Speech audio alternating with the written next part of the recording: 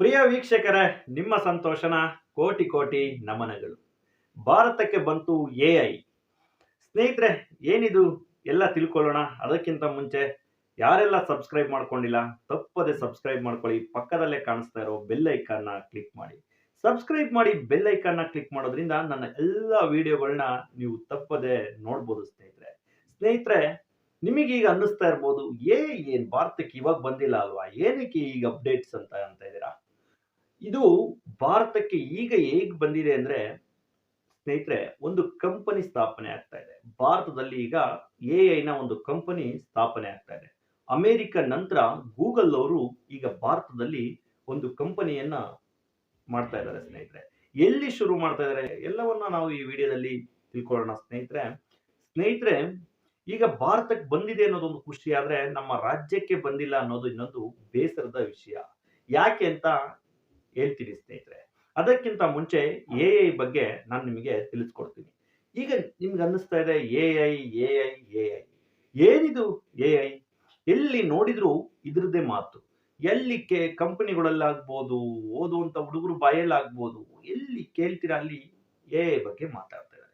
ಏನಿದು ಎಐ ಅಂತ ನೀವು ಕೇಳೋದಾದ್ರೆ, ಇದು ಒಂದು ಮನುಷ್ಯನ ರೀತಿ ಕೆಲಸ ಮಾಡುತ್ತೆ ಸ್ನೇಹಿತರೆ.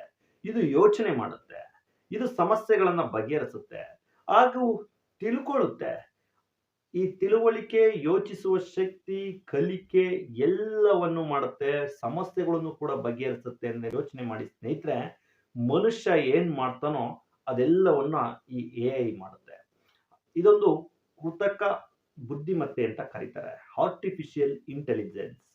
ಇದು ಬಂದಾದ ನಂತರ ಅಂತಲೂ ಎಲ್ಲ ಕಡೆ ಕೆಲಸಗಳು, ಉದ್ಯೋಗಗಳು ಕಡಿಮೆ ಆಗ್ತಾ ಇದೆ ಜನರಿಗೆ.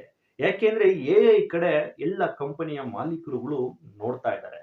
ಯಾಕೆ ಎಐನೇ ಅವಲಂಬಿಸ್ತಾರೆ ಅಂತ ಕೇಳೋದಾದ್ರೆ, ಎಐ ಅನ್ನೋದು ನೀವು ಒನ್ಸ್ ಫೀಡ್ ಮಾಡಿದ್ರೆ ಅದಕ್ಕೆ ಅದು ತಪ್ಪನೇ ಮಾಡಲ್ಲ. ಈಗ ನಾವು ಪಾಠವನ್ನ ಕೇಳ್ಕೊಂಡೋಗ ಆ ಪಾಠದಲ್ಲಿ 100ಕ್ಕೆ ನಾವು 100ರಷ್ಟು ತಿಳ್ಕೊಳಕ್ ಆಗಲ್ಲ. ನಾವು 100ಕ್ಕೆ 30 ಭಾಗನೋ 40 ಭಾಗನೋ ತಿಳ್ಕೊಂತೀವಿ, ಇಲ್ಲ 70ರಿಂದ 80 ಭಾಗ ತಿಳ್ಕೊಂತೀವಿ. ಆದ್ರೆ ಅದೇ ಪಾಠವನ್ನ ಫೀಡ್ ಮಾಡಿದ್ರೆ ಎಐಗೆ ಅದು 100ಕ್ಕೆ 100 ಭಾಗವನ್ನು ತಿಳ್ಕೊಳ್ಳುತ್ತೆ. ಅದನ್ನ ಮತ್ತೆ ನೀವು ಕೇಳಿದ್ರೆ ಆ 100ಕ್ಕೆ 100 ಕೂಡ ಅದು ಹೇಳುತ್ತೆ. ಸೊ ಎರರ್ ಫ್ರೀ ಅಂತ ಹೇಳ್ಬೋದು. ತಪ್ಪೇ ಮಾಡೋದಿಲ್ಲ ಅದು ಎಐ.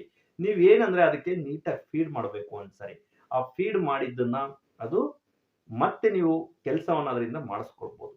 ಹಾಗಾಗಿ ಏನಾಗ್ತಾ ಇದೆ, ಕಂಪನಿಗಳಲ್ಲಿ ಈಗ ಎಐ ಕಡೆ ನೋಡ್ತಾ ಇದ್ದಾರೆ. ಅದಕ್ಕೆ ನೀವೇನ್ ಮಾಡ್ಬೇಕು ಅಂತ ನನ್ನ ಕೇಳೋದಾದ್ರೆ, ನೀವು ಓದುವಂತ ವಿದ್ಯಾರ್ಥಿಗಳಾದ್ರೆ ಎಐ ಬಗ್ಗೆ ತಿಳ್ಕೊಳ್ಳೋಕೆ ಶುರು ಮಾಡಿ. ಎಐ ಬಗ್ಗೆ ಕೋರ್ಸ್ಗಳನ್ನ ತಗೊಳ್ಳಿಕ್ಕೆ ಶುರು ಮಾಡಿ. ನೀವು ಪೋಷಕರಾಗಿದ್ರೆ ನಿಮ್ಮ ಮಕ್ಕಳಿಗೆ ಈ ಮಾಹಿತಿಯನ್ನ ತಿಳಿಸಿ. ಎಐ ಅಂದ್ರೆ ಏನ್ ಮಗನೇ, ಇದ್ರ ಬಗ್ಗೆ ತಿಳ್ಕೊಳ್ಳೋ, ನಾಳೆ ದಿನಗಳಲ್ಲಿ ಇದೇ ಅಂತ ಯೂಸ್ ಆಗೋದು ಅಂತ ಹೇಳಿ.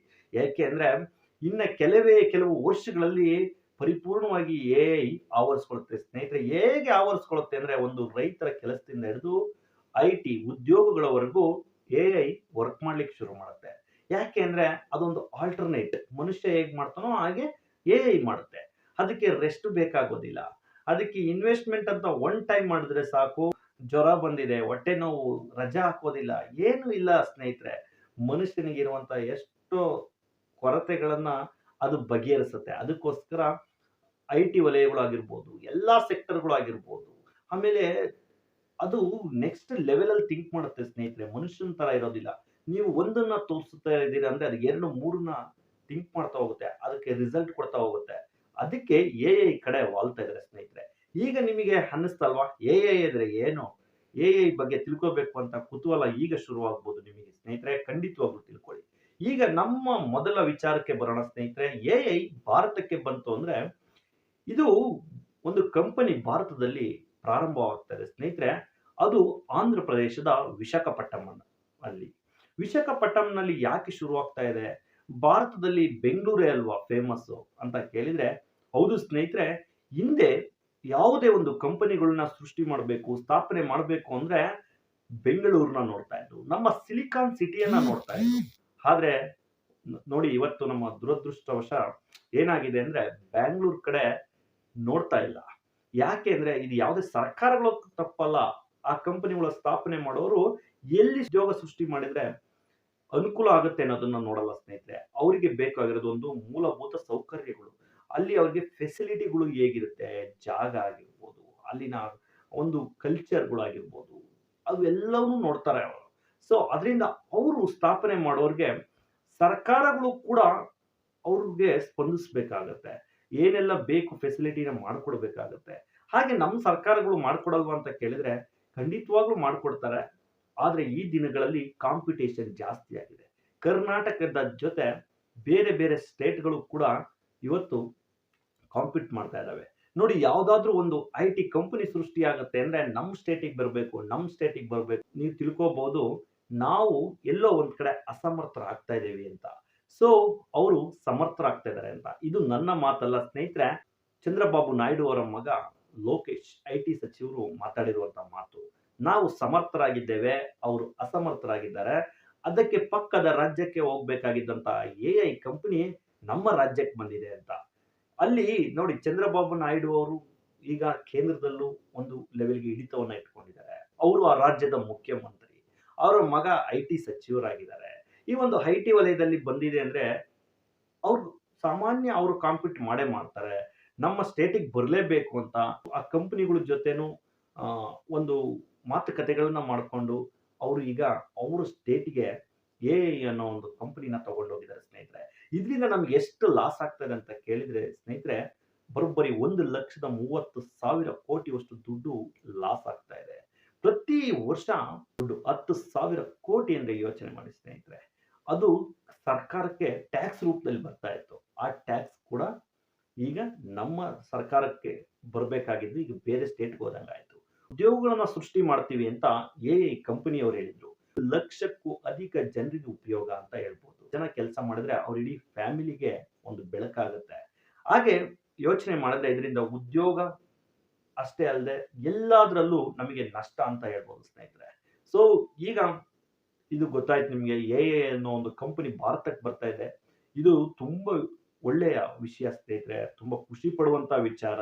ಯಾಕೆಂದ್ರೆ ಅಂತ ಒಂದು ಕಂಪನಿ ನಮ್ಮ ದೇಶಕ್ಕೆ ಬರೋದ್ರಿಂದ ಒಂದು ಒಳ್ಳೆಯ ಒಂದು ಪ್ರಗತಿ ಆಗುತ್ತೆ. ಕಂಪನಿ ಉದ್ಯೋಗ ಸೃಷ್ಟಿಯಾಗಿರ್ಬೋದು, ಫೈನಾನ್ಷಿಯಲಿ ಆಗಿರ್ಬೋದು, ಅದಕ್ಕೆ ಗೂಗಲ್ ಅವರೇ ಇನ್ವೆಸ್ಟ್ ಮಾಡ್ತಾ ಇರೋದು. ಸೊ ಇದೆಲ್ಲ ಮಾಹಿತಿ ನಿಮ್ಗೆ ಹೇಳಲೇಬೇಕು ಅನ್ನಿಸ್ತು. ಇದು ಭಾರತಕ್ಕೆ ಕಂಪನಿ ಬರೋದ್ರ ಜೊತೆ ಎಐ ಬಗ್ಗೆ ನನ್ನ ವೀಕ್ಷಕರು ತಿಳ್ಕೊಳ್ಬೇಕು. ಇದು ಓದುವಂತವರಾಗಿರ್ಲಿ, ಪೋಷಕರಾಗಿರ್ಲಿ, ಇದು ಖಂಡಿತ ಇಂಪಾರ್ಟೆಂಟ್ ಸ್ನೇಹಿತರೆ. ನೀವು ಮಿಸ್ ಮಾಡದೆ ನಿಮ್ಮ ಸ್ನೇಹಿತರಿದ್ರೆ ಅವ್ರಿಗೂ ಕೂಡ ಈ ವಿಡಿಯೋ ಶೇರ್ ಮಾಡಿ ಹೇಳಿ. ಎಐ ಎಷ್ಟು ಇಂಪಾರ್ಟೆಂಟ್ ಅನ್ನೋದನ್ನ ಅವರೂ ಕೂಡ ತಿಳ್ಕೊಳ್ಳಿ. ಮುಂದಿನ ದಿನಗಳಲ್ಲಿ ಖಂಡಿತವಾಗ್ಲೂ ಹೇಳ್ತೀನಿ ಸ್ನೇಹಿತರೆ, ಎಐ ಇಡೀ ಪ್ರಪಂಚವನ್ನೇ ಆವರಿಸ್ಕೊಳ್ಳುತ್ತೆ. ಈಗ ಆಲ್ರೆಡಿ ನಿಮಗೆ ಗೊತ್ತಿದೆ ಎಷ್ಟೋ ಕಂಪನಿ, ಒಂದು ಕಂಪನಿ ನೀವು ತೆಗೆದು ನೋಡಿ, ಯೂಟ್ಯೂಬ್ ಅಲ್ಲಿ ಸರ್ಚ್ ಮಾಡಿ, ಇಲ್ಲ ಗೂಗಲ್ ಅಲ್ಲಿ ಸರ್ಚ್ ಮಾಡಿ, 90% ಆಫ್ ಪೀಪಲ್ ನ ರಿಮೂವ್ ಮಾಡಿದ್ದಾರೆ, ಜಾಬ್ ಇಂದ ತೆಗೆದಿದ್ದಾರೆ. 10% ಇಟ್ಕೊಂಡು 90% ಬೇಡ ಅಂತ. ಟೆಲಿಕಾಲರ್ಗಳು ನೋಡಿ, ಇವಾಗ ಟೆಲಿಕಾಲರ್ ಜಾಬ್ಗಳಿಗಂತೂ ತುಂಬಾನೇ ಈಗ ಆಲ್ರೆಡಿ ಅವ್ರಿಗೆಲ್ಲ ಜಾಬ್ದು ಕಷ್ಟ ಆಗ್ತಾ ಇದೆ. ಈಗ ಏನ್ ಎಐ ನೀವು ಏನನ್ನ ಕ್ವಶನ್ ಕೇಳ್ತೀರಾ ಅದನ್ನ ಎಐ ಆನ್ಸರ್ ಮಾಡುತ್ತೆ. ಸೊ ವಾಟ್ಸಪ್‌ಗಳಲ್ಲಿ ಎಐ ಬಂದಿದೆ. ಗೂಗಲ್ ಅಲ್ಲಿ ನೀವು ಎಲ್ಲಿ ಸರ್ಚ್ ಮಾಡಿ ಅಲ್ಲಿ ಎಐ ಶುರುವಾಗಿದೆ. ಸೊ ಎಐ ಇಂದ ಏನಾಗ್ತಾ ಇದೆ ಅಂದ್ರೆ ಈಗ ನೀವು ಫ್ಲಿಪ್ಕಾರ್ಟ್, ಅಮೆಜಾನ್ ನೀವೆಲ್ಲೇ ಒಂದು ಆರ್ಡರ್ಸ್ ಮಾಡ್ತೀರಲ್ವಾ, ಅದನ್ನ ಮನುಷ್ಯ ಆನ್ಸರ್ ಮಾಡೋದನ್ನ ಎಐ ಆನ್ಸರ್ ಮಾಡುತ್ತೆ ಅಷ್ಟೇನೆ. ನೀವು ಏನ್ ಕೇಳ್ತೀರಾ ಅದು ಕ್ವಶನ್‌ಗೆ ಆನ್ಸರ್ ಮಾಡುತ್ತೆ. ನಿಮ್ಮ ಸಮಸ್ಯೆ ಇದ್ರೆ ಅದು ಬಗೆಹರಿಸುತ್ತೆ. ಹೀಗೆ ಎಐ ಇಂದ ಉದ್ಯೋಗ ಸೃಷ್ಟಿ ಎಷ್ಟು ಆಗ್ತಾ ಇದೆಯೋ ಈಗ ಅದು ಮುಂದಿನ ದಿನಮಾನಗಳಲ್ಲಿ ಎಐ ಬೆಳೆದು ನಿಂತ್ರೆ ಸ್ನೇಹಿತರೆ ಜನರಿಗೆ ಉದ್ಯೋಗಗಳು ವಂಚಿತರಾಗೋದಂತಲೂ ಖಂಡಿತ. ಅದಕ್ಕೋಸ್ಕರ ನಾವೇನ್ ಮಾಡ್ಬೇಕು ಅಂದ್ರೆ ನಾವು ನಮ್ಮ ನಾಲೆಡ್ಜ್ ಜ್ಞಾನವನ್ನ ಹೆಚ್ಚಿಸ್ಕೊಳ್ಬೇಕಾಗುತ್ತೆ. ಯಾವುದು ಟ್ರೆಂಡಿಂಗ್ ಅಲ್ಲಿರುತ್ತೆ, ಯಾವ ಒಂದು ವಿಷಯ ಕಲ್ತ್ಕೊಳ್ಬೇಕು ಅದನ್ನ ಆ ದಿನಗಳಲ್ಲಿ ನಾವು ಕಲೀಲಿಕ್ಕೆ ಪ್ರಯತ್ನ ಪಡ್ಬೇಕು ಸ್ನೇಹಿತರೆ. ಆಗ ಮಾತ್ರ ನಮ್ಮ ಉದ್ಯೋಗವನ್ನ ನಾವು ಉಳಿಸ್ಕೊಳ್ಳಿಕ್ಕೆ ಆಗುತ್ತೆ. ಈಗ ಬೆಳೆನೂ ಅಷ್ಟೇ, ಯಾವುದು ಮನುಷ್ಯನಿಗೆ ನೀಡ್ಸ್ ಇದೆ, ಯಾವ್ದು ಈಗ ಬೇಕಾಗಿದೆ ಆ ಬೆಳೆನ ಹಾಕಿದ್ರೆ ಆ ರೈತ ಸಕ್ಸಸ್ಫುಲ್ ಆಗ್ತಾನೆ. ಹಾಗೆ ಈಗತ್ತು ಯಾವ್ದು ಬೇಕೋ ಜನರಿಗೆ ಅದನ್ನ ಕೊಡಬೇಕು ರೈತ. ಆಗ ರೈತನಿಗೂ ಕೂಡ ಒಂದು ಒಳ್ಳೆಯ ಬೆಲೆ ಸಿಗುತ್ತೆ. ಹಾಗೆ ಉದ್ಯೋಗದಲ್ಲಿ ಕೂಡ ಅಷ್ಟೇನೆ, ನಮ್ಮ ಜ್ಞಾನ ಯಾವುದಕ್ಕೆ ಬೇಕೋ ಅದಕ್ಕೆ ನಾವು ಒತ್ತು ಕೊಟ್ರೆ ನಮಗೂ ಒಂದೊಳ್ಳೆ ಉದ್ಯೋಗ ಖಂಡಿತವಾಗ್ಲೂ ಸಿಗುತ್ತೆ ಸ್ನೇಹಿತರೆ. ಸೊ ಅದಕ್ಕೆ ನಾನು ಹೇಳೋದಿಷ್ಟೇನೆ, ಎಐ ಬಗ್ಗೆ ಹೆಚ್ಚೆಚ್ಚು ತಿಳ್ಕೊಳ್ಳಿ, ಎಲ್ರಿಗೂ ತಿಳಿಸಿ, ತಿಳ್ಕೊಳ್ಳದೆ ಇರೋರ್ಗೂ ಹೇಳಿ, ಜಾಣರಾಗಿ ಜಾಗೃತರಾಗಿ ಅಂತ ಹೇಳ್ತಾ ನನ್ನ ಈ ವಿಡಿಯೋನ